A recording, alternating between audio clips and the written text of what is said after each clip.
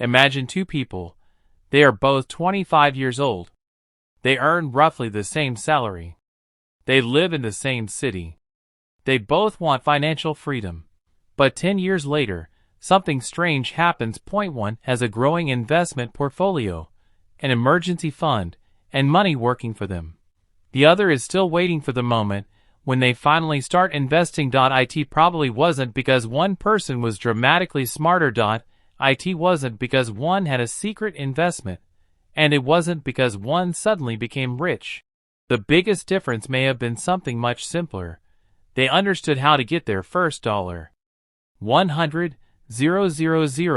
Because $100,000 isn't just another number. It is a financial turning point. Before it, building wealth can feel painfully slow. After it, the same process can suddenly feel much easier.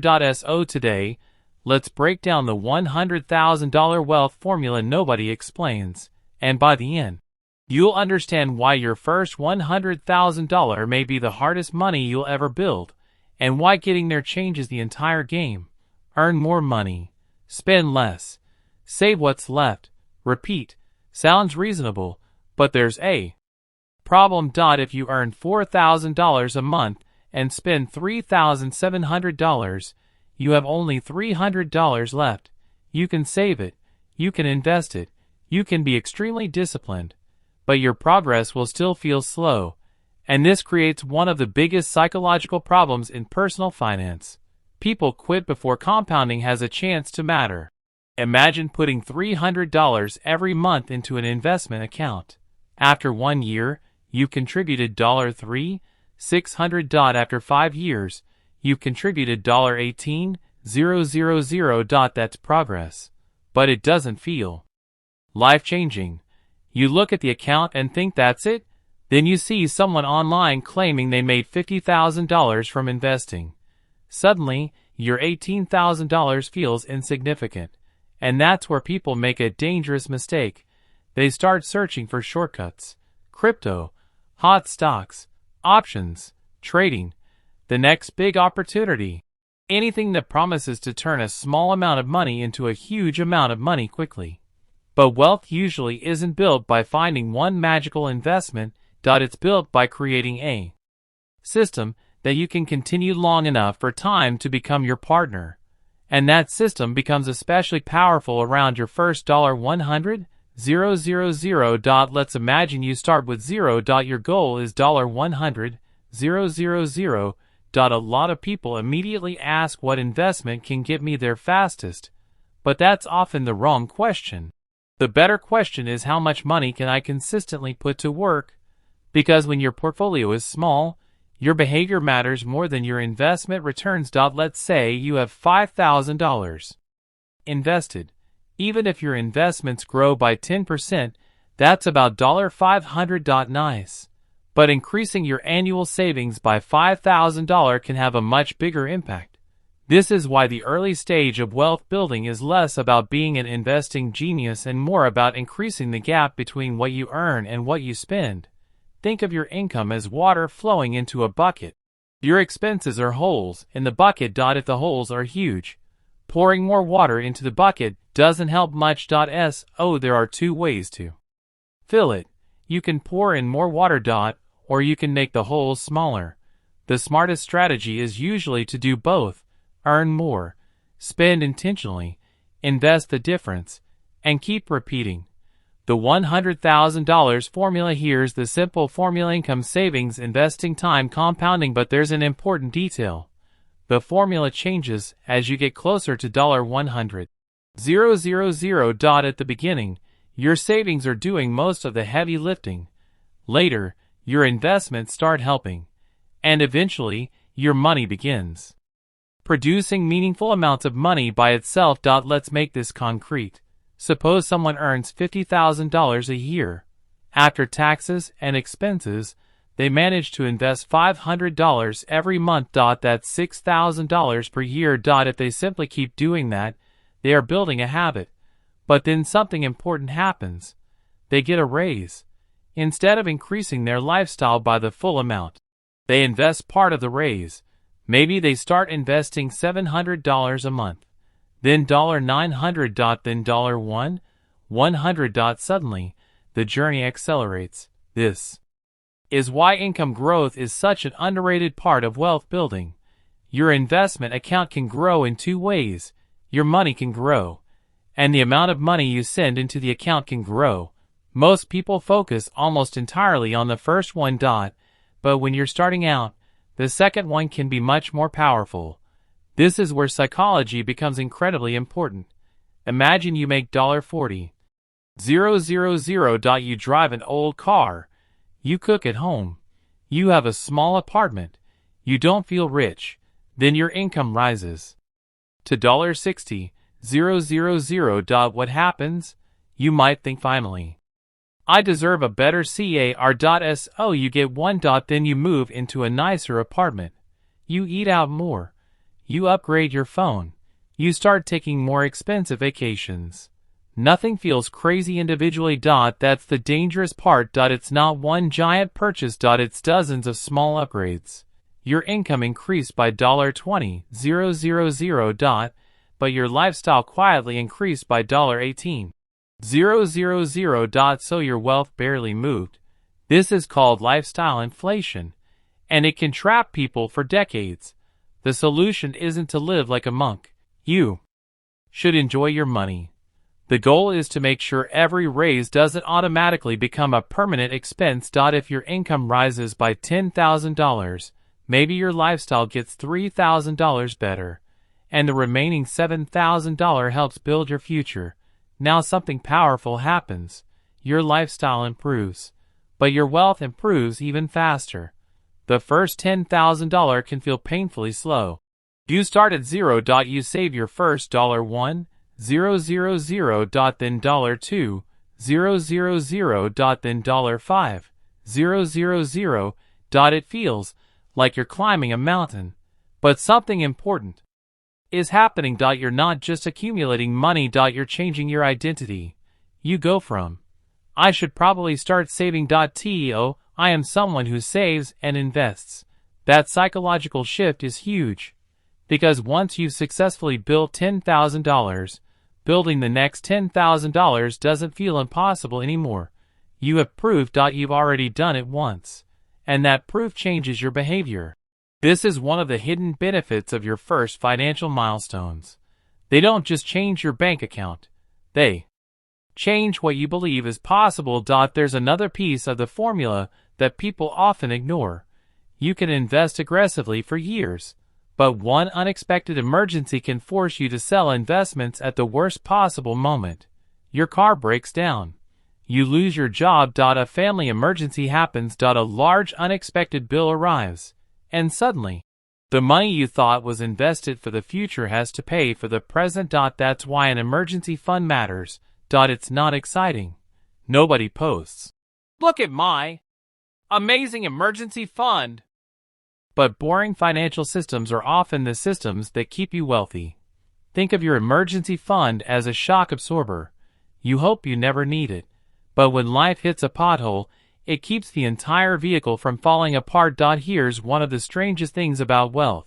The desire to get rich faster can actually make you slower. Imagine two people. Person A invests consistently in diversified, long-term investments, keeps expenses under control, and steadily increases income. Person B is constantly searching for the next opportunity. 1 month they're trading. The next month they're chasing a hot stock, then cryptocurrency, then a new business idea, then another strategy. Person B may occasionally get spectacular results, but they also create something dangerous: inconsistency. Every new strategy requires attention. Every new investment creates uncertainty. Every big risk creates the possibility of a big setback. Meanwhile, person A is doing something incredibly boring. They keep going, and boring becomes powerful when repeated for years. This doesn't mean every investment will make money. It means the overall strategy should be designed around staying invested, controlling risk, and avoiding decisions that can permanently damage your finances. The psychology of $100,000. Now we get to the really interesting part.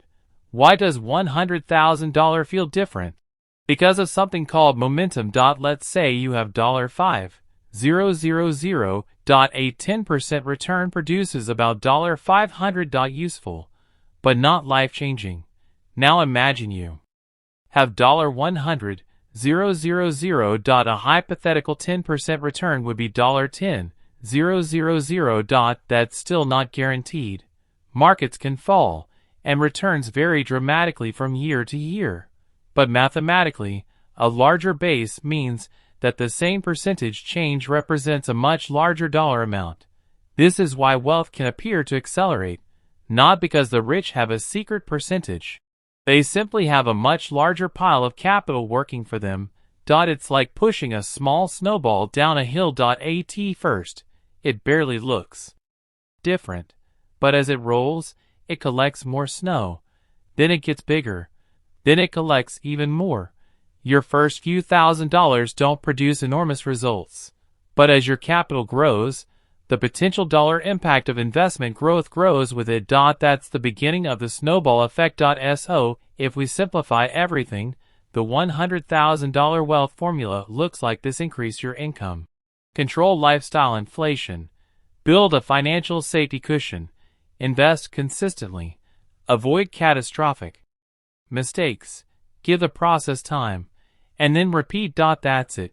There is no secret stock. No magic passive income machine. No guaranteed shortcut. But there's another layer. The formula isn't simply about money. It's about behavior. Because you don't need to make the perfect financial decision every day. You need to make enough good decisions consistently. Think about brushing your teeth. You don't brush your teeth for 6 hours on Sunday to compensate for not brushing all week. You do a small thing repeatedly. Wealth works similarly.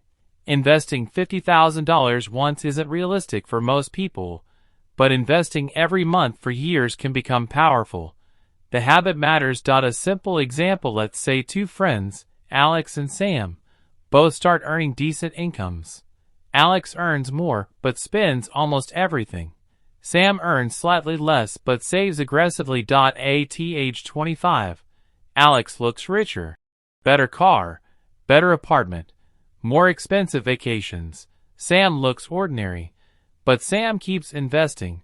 Then Alex gets a raise. His lifestyle rises again.